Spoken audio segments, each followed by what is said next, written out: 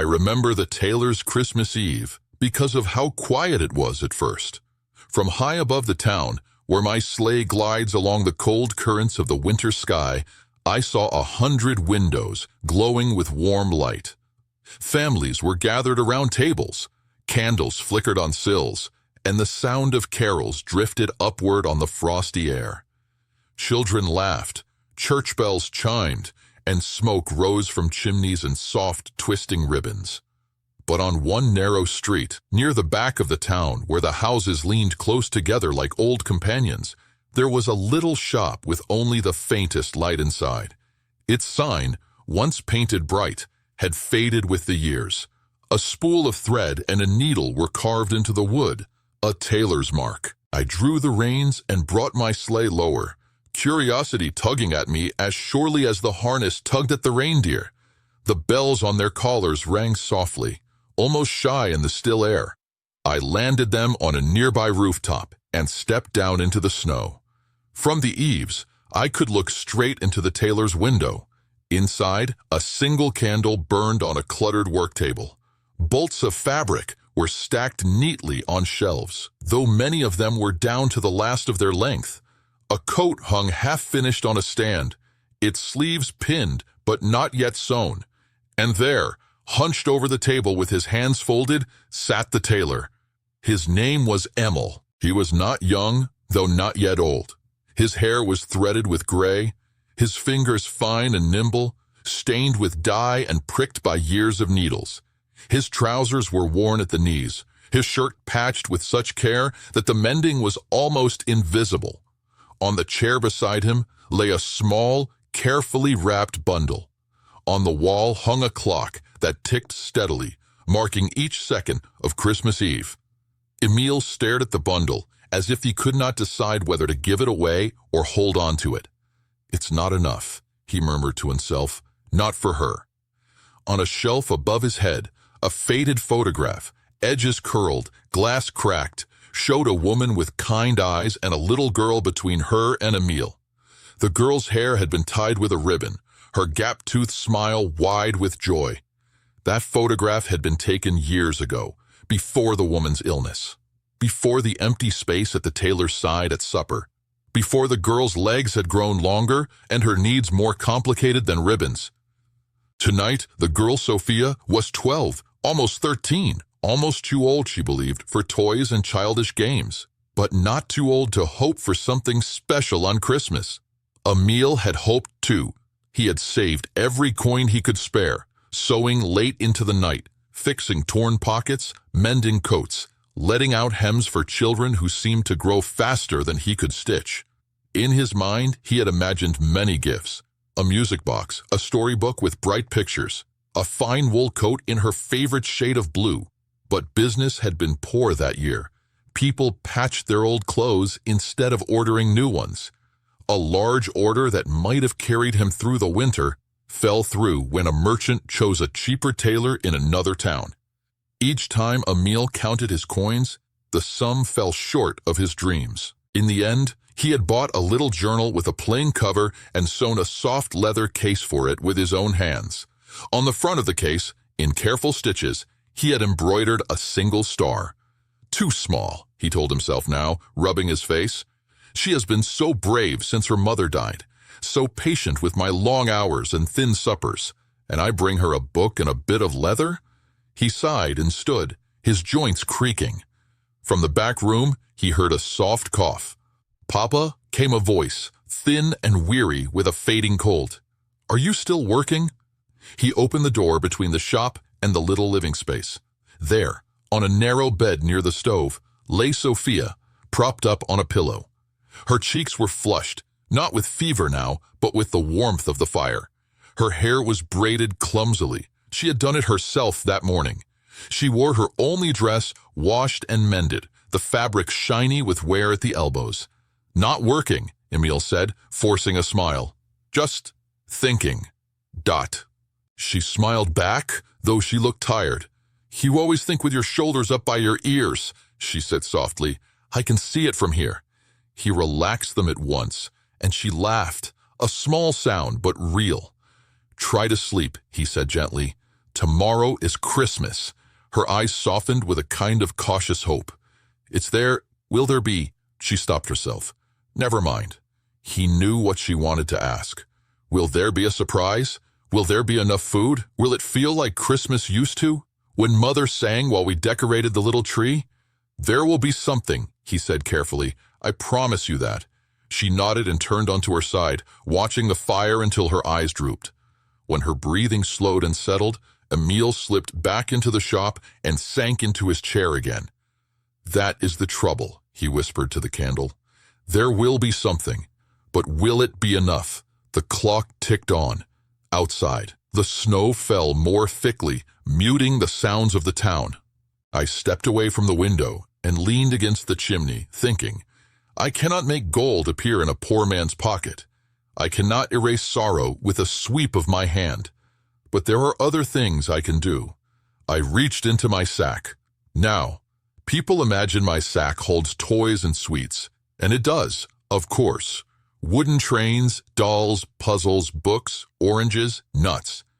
But it holds other things too, things less obvious, but just as real. Courage for a necessary decision. Warmth in a cold heart. The right idea at the right moment. Tonight, what I took from it was small and simple. A length of fine thread that gleamed softly in the dim light, like a strand of moonlight woven into silk. I stepped through the shop door without opening it, the way I often do when doors and windows are more symbolic than solid to me. Inside, the air was warm, with the smell of wool and dust and a faint trace of lavender from an old sachet tucked in a drawer. Emile sat with his head in his hands. I have nothing more to give, he whispered. I have used every scrap of fabric, every coin, every hour. That was when I laid the idea in his mind, as gently as placing a thimble on a fingertip. He sat up suddenly. The coat, he breathed. On the stand in the corner, the half-finished coat watched in patient silence. It was good work, though simple. A sturdy wool, lined with worn but clean cotton, the seams strong and straight. It had been ordered by a clerk from the town office. A proud young man who wanted a garment appropriate to my position, as he had said with a sniff. He had given Emile a small deposit and promised the rest upon delivery. The clerk, however, had not come back for weeks. When Emile had seen him in the street and asked, the young man had brushed him off. I'm considering other options, he had said. Perhaps something finer from the city. You may keep the coat and the deposit until I decide. I will let you know. He had not let him know. Emile had left the coat as it was, unwilling to finish it without payment, unwilling to discard it either. Now he stood and crossed the room to it. He ran his hand down the sleeve, feeling the strength of the fabric. If it stays on this stand, he murmured, it warms no one. His fingers brushed the inside of the coat where a lining could be added. He imagined his daughter in it, too big in the shoulders now, but with room to grow. He imagined a warmer color, a softer edge. His tailor's mind began to tick. He moved quickly then, pulling the coat from the stand and laying it on the table. He fetched a small box from the shelf, a box of scraps he had saved for years, too pretty to throw away.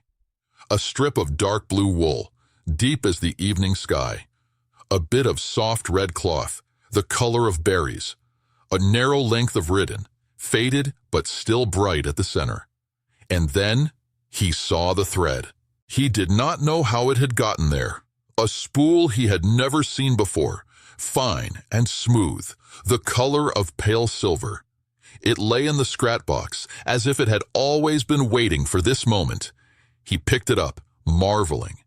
You will show every crooked stitch, he muttered. But you will be strong.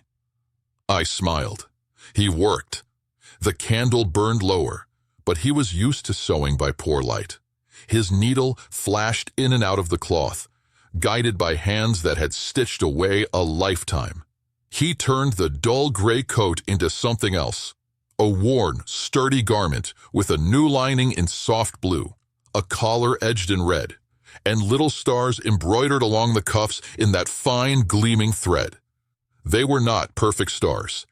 Some points were a little longer, some a little crooked, but they were full of care. As he sewed, his thoughts turned from what he could not give to what he could create. "This'll be hers," he murmured. "Hers alone. No other girl will have one like it. When she wears it, she will know that every stitch came from my hands." Outside, the bells began to ring for the late service. Midnight approached. I made my rounds through other streets, other houses, leaving toys and sweets, a new shawl here, a repaired toy there. But I kept one eye on that little shop. At last, when the bells fell silent and the town settled into the soft breathing of sleep, I returned to the roof above Emil's house. Through the window, I saw him place the finished coat on the back of a chair by the bed where his daughter slept. Beside it, he set the little journal in its star-stitched case. He stood for a long moment, watching Sophia's face in the dim light. "I'm sorry it's not more," he whispered. Then he went back into the shop, banked the fire, and lay down on his own narrow bed, falling into an exhausted sleep almost at once. Morning came. The first light of Christmas Day crept over the rooftops, turning the snow a soft pink. Church bells rang again, brighter now, calling people to prayer, to song, to gratitude. In the Tailor's house, Sophia woke to the sound of those bells and the unfamiliar sensation of warmth on her legs. She blinked sleepily and looked down. The coat lay over her like a blanket. She sat up, her fingers sinking into the soft, sturdy wool. She lifted it, gasping softly as she saw the blue lining, the red collar, the little stars along the cuffs. "Papa," she called, voice catching. "Papa, what is this?" He stumbled in from the shop, rubbing his eyes. When he saw her standing there in the coat, too big and yet somehow exactly right, his throat tightened. "It was a coat someone ordered and never claimed," he said awkwardly. "I changed it, made it yours. If you don't like it, I can—" But he never finished that sentence, because Sophia flung herself at him, arms tight around his middle, her cheek pressed against the new cloth.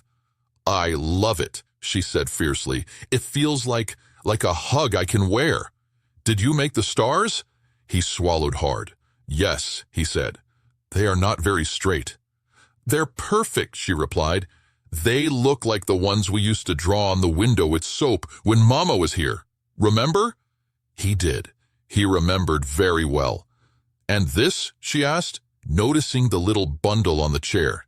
He watched as she unwrapped the journal and its leather case. Her fingers traced the single embroidered star on the front.